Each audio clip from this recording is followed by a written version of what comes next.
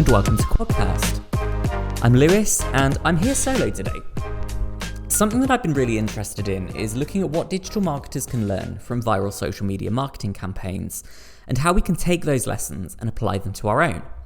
So with that in mind, I'm going to talk you through the marketing campaign behind Charli xcx's 2024 studio album BRAT, how it was such a success, and how brands are already implementing strategies used by Charli's team in their own campaigns. But first, let me give you some context. You'll be forgiven for not knowing who Charli xcx is. She is a British-born singer who rose to prominence in 2014 with the quote-unquote songs of the summer, Fancy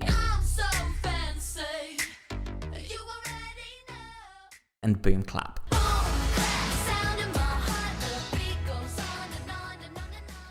Subsequently, she's toured the world with artists like Taylor Swift, Katy Perry, Coldplay, all the big names. She's always had a very specific counterculture appeal. She's never been a particularly mainstream artist.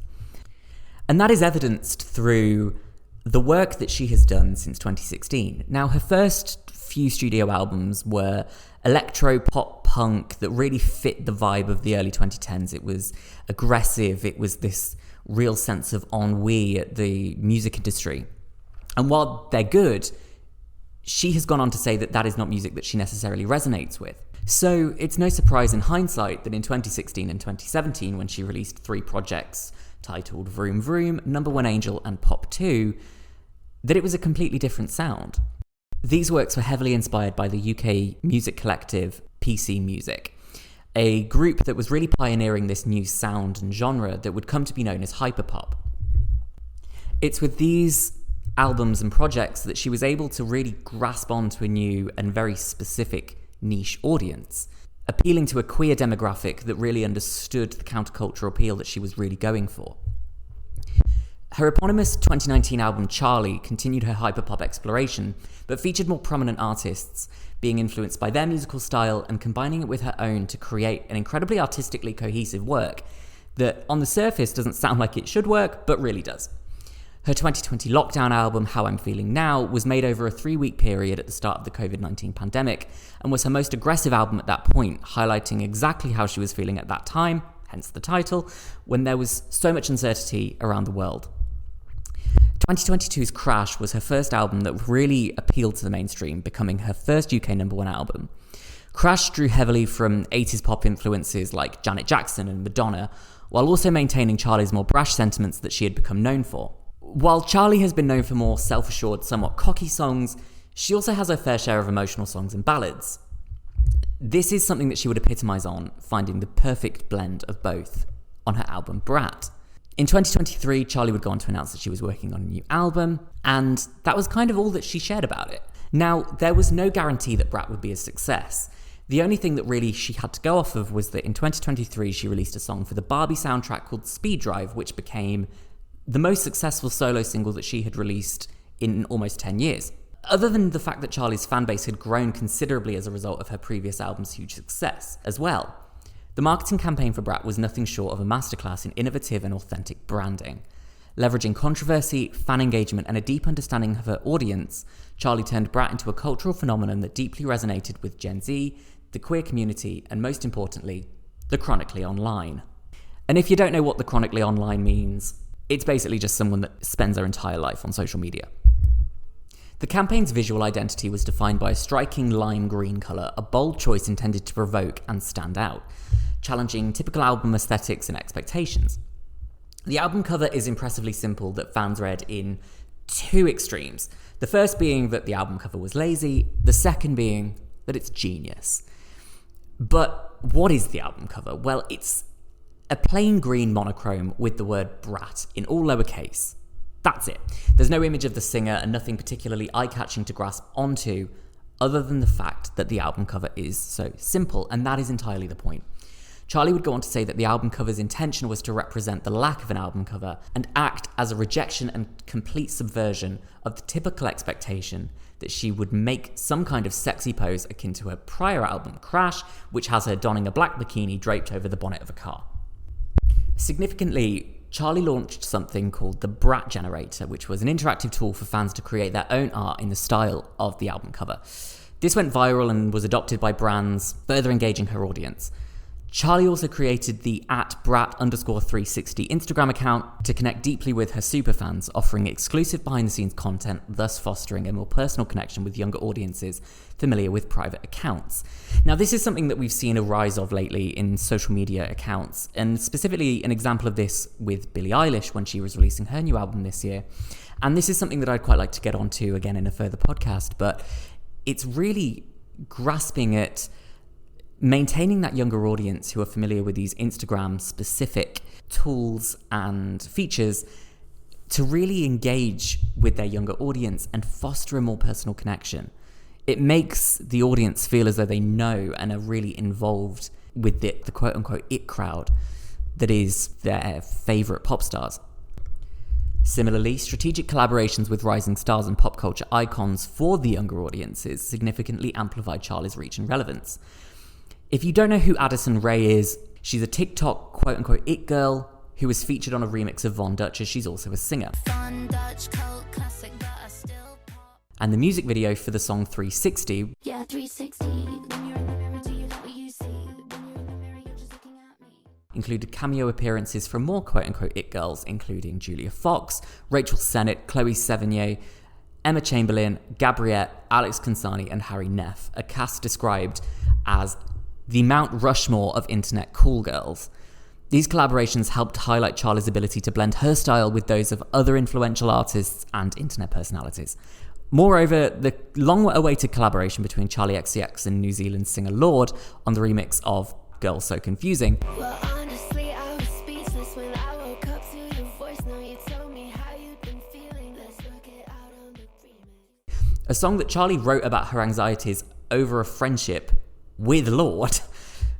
Speculation that the song was about Lorde began almost immediately, so when the Lorde remix was released, and together the pair sang, And when we put this to bed, the internet will go crazy.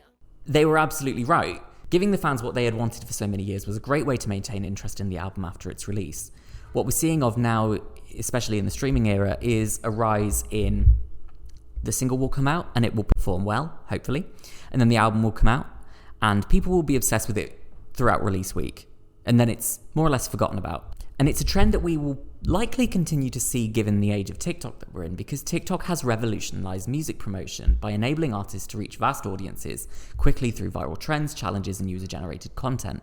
Now, the overall goal now is to have a viral trend, is to have someone create a TikTok challenge and have it feel organic. The worst thing that people now can do is create something or try and push something that doesn't feel organic. Organic engagement amplifies music's reach and drives streaming numbers, propelling tracks to mainstream success.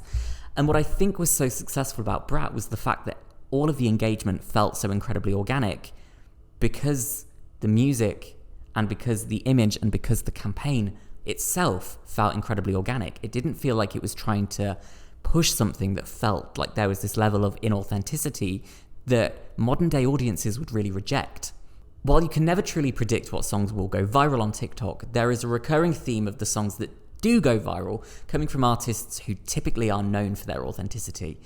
A few recent examples of this include Fleetwood Mac when Dreams went viral back in 2020, Kate Bush when Running Up That Hill went viral in 2022, Billie Eilish, whose songs generally do tend to go viral because she does appeal to that younger demographic because she's a part of that generation, and Lana Del Rey, who interestingly had an unreleased song that had leaked many years ago go viral called Say Yes to Heaven, which was subsequently released because of its popularity. Charli capitalized on her own authenticity, which allowed some of the album tracks to go viral on TikTok, thus driving the song's streaming numbers and giving her some of her biggest hits in almost a decade. The speed at which BRAT spread through the culture was remarkable, with the term BRAT becoming synonymous with Charli and achieving the ultimate cultural social media accolade of being widely memed and entering the general lexicon. The rapid cultural diffusion was a testament to the campaign's effectiveness. So now I'd like to talk a little bit about impact and FOMO and how that can be used as a really great marketing tool.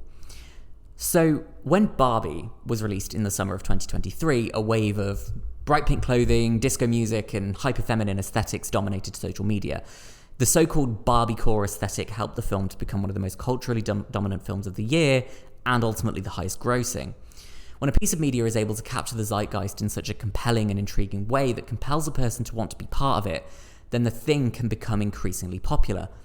This is why FOMO is such a great marketing tool, because if there is this authenticity to the campaign and there is authentic engagement with that piece of media and that media text, people will want to engage with it themselves because they're scared of missing out on it. So cut to summer of 2024, and BRAT is released, bringing with it what has come to be known on social media as BRAT Summer. This new wave promotes authenticity and individuality, celebrating this grungy DIY vibe that's influenced by raving and ripped Y2K aesthetic clothing like baggy jeans and frayed tank tops, and just ultimately being unapologetically chaotic. TikTok played an undeniable role in the album's reception. The opening track of BRAT 360 has Charli singing about her individuality and self-assuredness, and how they're her strengths, but also how she embraces her flaws. Similarly, the song received its own viral TikTok dance that by July of 2024 had been done over 75,000 times. This type of organic, fan-driven content amplified the album's reach and solidified its cultural impact. Fans and influencers alike embraced the BRAT summer aesthetic, posting content that ranged from outfit inspirations to makeup tutorials and lifestyle vlogs, all centered around the album's themes of self-expression and rebellion. The success of BRAT Summer demonstrates how a strong, authentic message combined with savvy use of social media can create a powerful cultural phenomenon. It shows that when an artist or brand taps into the core desires and identities of their audience, they can generate not just fleeting trends, but lasting movements. So, why does any of this matter? Why do we need to understand the effectiveness? Well, the success of BRAT and its viral marketing campaign can be attributed to several key factors that stand out in an oversaturated digital landscape for musical marketing. So number one is authentic engagement. Charli xcx maintained an authentic connection with her audience by sharing behind-the-scenes glimpses and personal insights into her creative process. This transparency built trust and deepened her fans' emotional investment in the album. In a time now where media has become commodified to an extent where everything is personalized and curated to suit everyone's individualized taste, audiences are craving authenticity from the media they consume more than ever. Charli aligns herself with that authenticity by rejecting typical expectations of the pop star, quote-unquote, and just does her own thing. Number two, minimalist and provocative visuals. The Minimalist album cover sparked conversation and debate. Its simplicity was a deliberate choice that contrasted sharply with more conventional, highly produced and manufactured album covers. Sparking conversation around the product much before its release, and much more information was known about it, was a great idea, as it was essentially free marketing. While Charli has said that a great deal of thought went into the album cover, herself saying that they went through 65 variations of the colour green just to find the right one, it was arguably one of the most effective marketing tools that she could have used. Number three, leveraging social media and user-generated content. Charli xcx effectively promoted the album on social media platforms like TikTok and Instagram. The aesthetic and themes inspired a wave of user-generated content, with fans creating videos, memes, social media challenges, and other posts, all of which amplified the album's reach. Using album tracks in the videos made the songs more accessible, thus boosting streams. Number four, creating FOMO.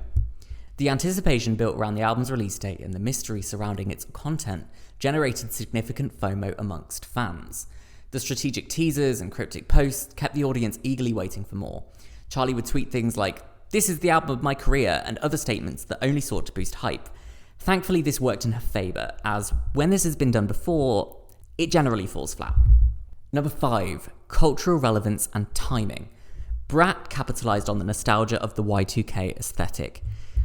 Nostalgia tends to come in 20-year cycles when it comes to media, and given that it's the 2020s, we're seeing that with the 2000s. At the minute, it's 2004. So we're seeing an uptick in streams for music from that era, films from that time becoming significantly more popular on streaming services. The Y2K aesthetic has gained significant prominence throughout the 2020s because that demographic are coming of age where they're nostalgic for the things that they grew up admiring when they were younger. By aligning the album's aesthetic with this trend, Charli tapped into a broader cultural movement. And then finally, number six, collaborations and media features. So collaborations with influencers and celebrities such as Addison Rae and singers Troye Sivan, Robin and Lorde helped boost the album's visibility and credibility amongst those outside of Charli's immediate fanbase. Features on songs have been prominent for decades, whether they're the original version or the remix. they always seek the same purpose, which is to introduce a new artist to a different fan base, thus giving that song or that album or whatever piece of media it might be that little bit more credibility. And thankfully, this has been really successful for Charli throughout this era, and it generally is successful for most artists, as long as it can gain some traction and some prominence culturally. So ultimately, what are some key takeaways for brands from this campaign, and what can they learn? Well, there's much that can be said of the success of the viral marketing campaign for the album. Here are some key identifiers. So number 1, be authentic. Share your brand story and engage with your audience in a genuine way. Authenticity fosters trust and loyalty. Communicate your values and the people behind the brand, creating a relatable and trustworthy image. With QuadCast, for example, the purpose of the Get to Know Us episodes was to communicate each of our individual values and allow you to meet the people behind the brand. Number 2, embrace simplicity.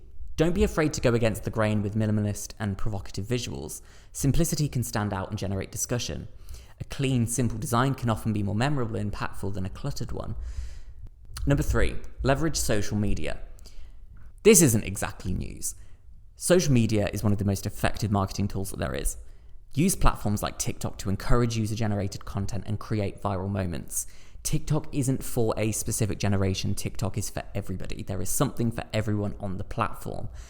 While you can't force a viral moment, you can encourage it. Engage your audience with creative and shareable content. Social media is a powerful tool for amplifying your message and connecting with that wider audience that you seek. Number 4, creating FOMO. Build anticipation with strategic teasers and limited time offers. Create a sense of urgency to drive interest and engagement. By making your audience feel like they might miss out on something exclusive, you can motivate them to act quickly. Engage with them with really engaging call to actions and make them feel like they're going to miss out. And while that might feel incredibly cynical, it can be a great way to leverage what you're looking for, which is building that audience. Number 5, align with trends. Stay current with cultural trends and incorporate them into your campaigns. Timing your marketing efforts to coincide with cultural trends can enhance their impact. Being culturally relevant helps your brand stay relatable and engaging. And number 6, collaborate and feature. Partner with influencers and seek media coverage to expand your credibility. Collaborations can introduce your brand to new audiences and boost your campaign's effectiveness. Media features can provide additional validation and exposure. Now, just to sum up here, the success of BRAT provides a blueprint for how brands and marketers can leverage viral marketing, authenticity, and strategic engagement to create a cultural phenomenon. The campaign's impact was rooted in a deep understanding of Charli's audience, the power of simplicity, and the strategic use of social media to generate organic, fan-driven content. By embracing her niche and ignoring mainstream definitions of success, Charli xcx achieved both commercial and cultural significance. The success of BRAT demonstrates how a strong, authentic message combined with savvy use of social media can create lasting movements. Brands can learn from this by being authentic, embracing simplicity, leveraging social media, creating FOMO, aligning with cultural trends, and collaborating with influencers. In an oversaturated digital landscape, these strategies can help brands resonate more deeply with their audience and achieve significant impact. I hope that this has been a really interesting case study to look at. BRAT is maybe not an album for everybody, but the campaign is something that you can draw a lot of influence from when you're building your own campaigns. So I hope that you can take something away from this and do exactly that. Take something from BRAT, build on your own campaigns with that. Thank you so much for listening, and we will see you in the next episode. Bye.